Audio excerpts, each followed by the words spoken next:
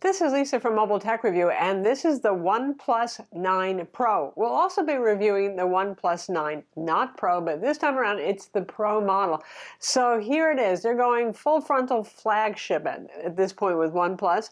This phone has a Snapdragon 888 CPU, the latest and greatest, with 5G. It has a 6.7-inch OLED display, and it's a new LTPO display, which is a more sophisticated variable refresh display, much like we've seen on, say, the Galaxy S21 Ultra. So 120 Hz max refresh on this, and a new Hasselblad camera partnership, which they've made a big deal about. Hasselblad branding back here. Is it more than just branding? We're going to find out now.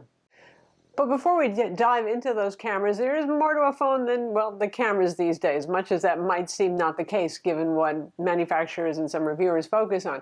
First, the price, $969 for the lower-end configuration with 8 gigs of RAM and 128 gigs of storage, and $1,069 for the configuration that we received from OnePlus, which is 12 gigs of RAM and a 256 gig storage allotment. There's no micro SD card slot, so that's it. You can't expand the storage. So that's what I mean by full frontal flagship in terms of pricing too. But some people, and I admit me too, kind of miss when they were that upper mid-rangey kind of upstart flagship killer thing going on there. But that said, you know what? Samsung needs some competition in the Android space because Moto, well, they dropped out of the high end other than foldable phones years ago now.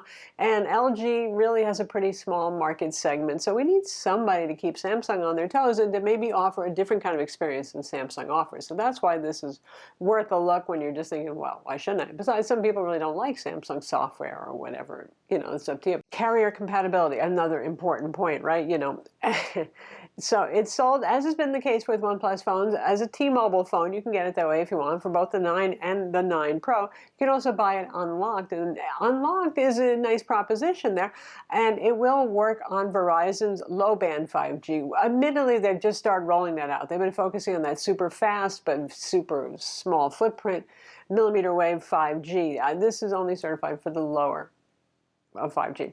So, you know, you might not care much now about 5G. It's become sort of a joke and people are like, oh, my 5G speed was lower than my 4G speed. But for a phone this expensive and forward-looking, as 5G improves and we start to see C-band in use and some real gains and better coverage and all that sort of stuff, you know you want to have it.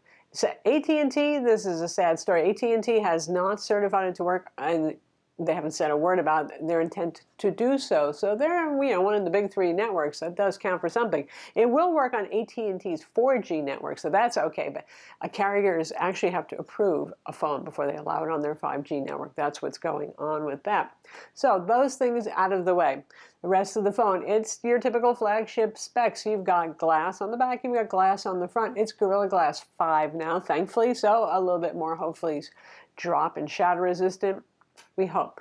As in terms of bulkiness, you know, OnePlus used to be some of the biggest, heaviest phones on the market. This is 197 grams, and it actually is a lighter and smaller carry than the Samsung Galaxy S21 Ultra, which is, good God, the biggest, heaviest phone, certainly, that Samsung makes. You've got NFC on board, you've got Wi-Fi, you've got Bluetooth 5.2, you have an in-display fingerprint scanner that works well in my tests, and a 2D facial recognition face scanner too, so you've got 2 different methods of biometrics to get into the phone. It's running Android 11 with the usual Oxygen OS customization, which is to say very little and a very light touch, and the stuff that they do I typically like. So if you don't like the software overload that Samsung does, and with multiple versions of the photo viewer application and multiple messaging apps and all that sort of thing, you don't have to worry about. They are pretty much just the straight Google stuff. Google Messages with RCS, Google Photos, you get the idea there. So that stuff is all nice. No surprise, there's no headphone jack, man. Nobody does that anymore, right? Just about. You do have a USB-C port on the bottom. You can use USB-C headphones or Bluetooth headphones if you want. We have stereo speakers built in here, and they're actually pretty good. There's Dolby Atmos support for the headphone jack as well. The display, let's talk about that a little bit more. 120 Hz OLED display, very nice looking and fairly well calibrated. But they actually have this vibrant mode in case you kind of missed the bad old days of OLED when they were overly colorful and garish, so you can make it do that if you want to do that. They have this ultra-fast touch response feature, which works only in like 4 games right now, PUBG being one of them. If you're a serious mobile gamer, maybe you're going to get excited by that. The display also gets very bright in outdoor auto brightness mode. The only thing that gets in the way of that a little bit is, boy, does it have some glare, but part of that is the factory installed screen protector. The sides are curved glass, but not as much as the previous generation, which I appreciate because less accidental edge presses. And it's a technique they use mostly to try to make the phone look thinner and to make it feel better in hand. It has the brightest always-on display I have ever seen as well, and you can choose from a couple of different kinds of always-on displays. In terms of performance, that's the thing about Oxygen OS and OnePlus phones. They just feel super fast. I mean, you got the same processor, and if you play games, you can see the same frame rates, and the benchmarks are fairly similar to another phone with the same processor and all that sort of thing. But it's what they do with the software that just makes it feel so boom, boom, boom, boom. So you don't see people saying, "Oh man, my OnePlus slowed down after a couple of months," which people typically say about other brands of phones. And some of it may just be psychological. The longer you use the phone, the more you notice that there may be little delays in doing this and that. So not an issue here. Fast. The battery on this is 4,500 milliamp, which is par for the course for a phone this size and in this price range. But what isn't par for the course is warp charging, as always. So now we're up to 65 watt charging for the wired charger. And yes, the charger is still in the box. Yay that. So very fast charging. That's the same wattage you would see as the upper end option with a lot of Ultrabook laptops these days, to give you an idea. So you want to charge it from 0 to full in a little over a half an hour? Yes, you can do that.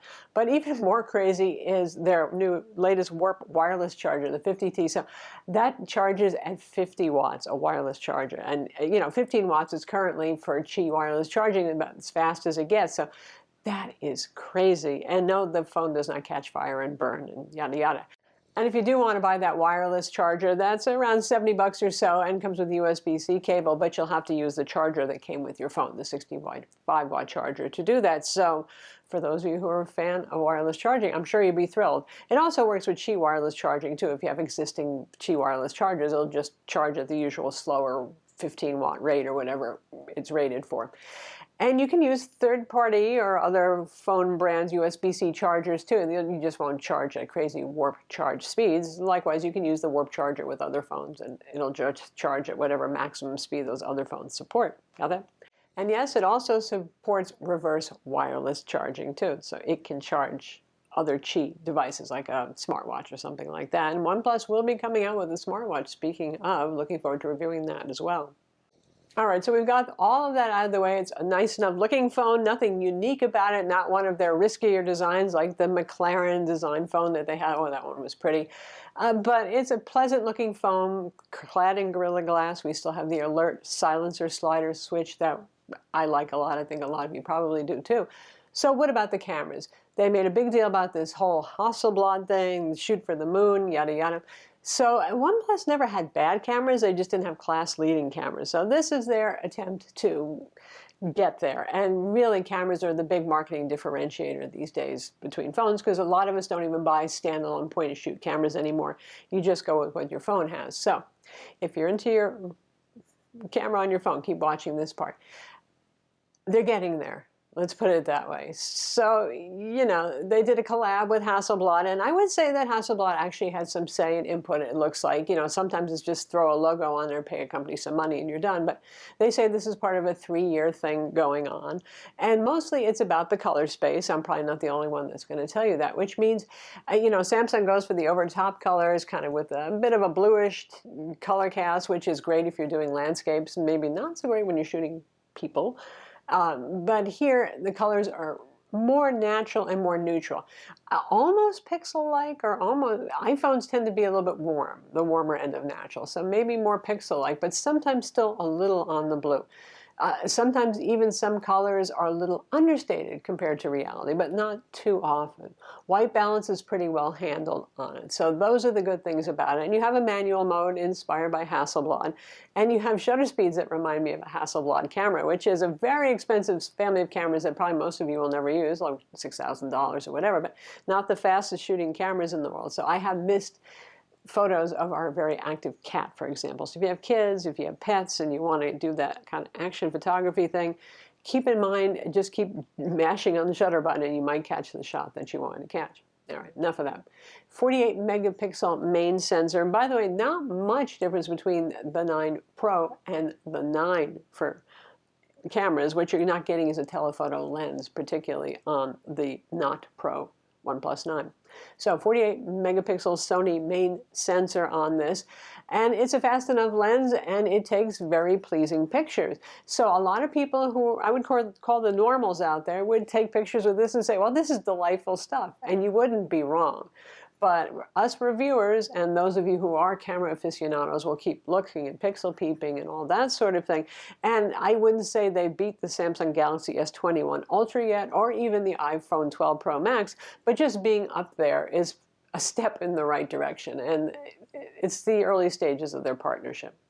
The wide camera on this, or the ultra wide, I should say, because the main camera is already pretty wide at 23 millimeter field of view.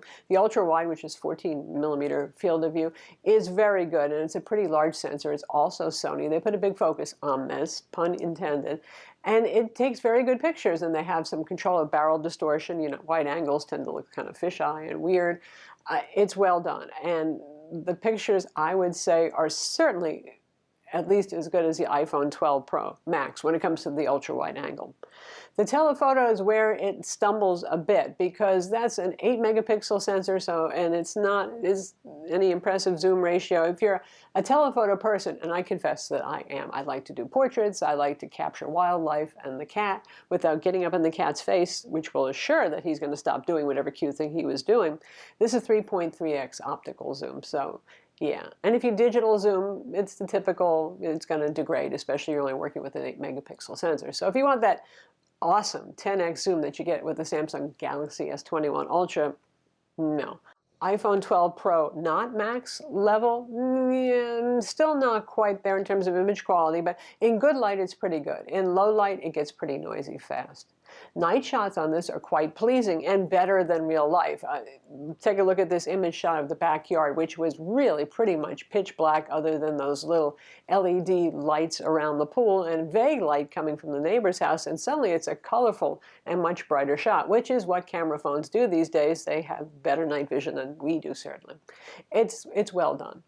So that's the OnePlus 9 Pro, particularly of appeal probably to T-Mobile customers in the United States since the carrier offers it directly and you've got complete carrier support for this, but not too bad a pick for Verizon either. And for those of you who are not Samsung people and you're looking for flagship level specs and pretty good cameras, even if they're not the best we have ever seen, they're pretty darn good, then you've got it here. Versus the S21 Ultra, well, that would be a whole nother smackdown, wouldn't it? But one thing that I like about this is it is an easier and lighter carry, a bit less bulky and heavy a phone, but you do lose out on the S Pen as well.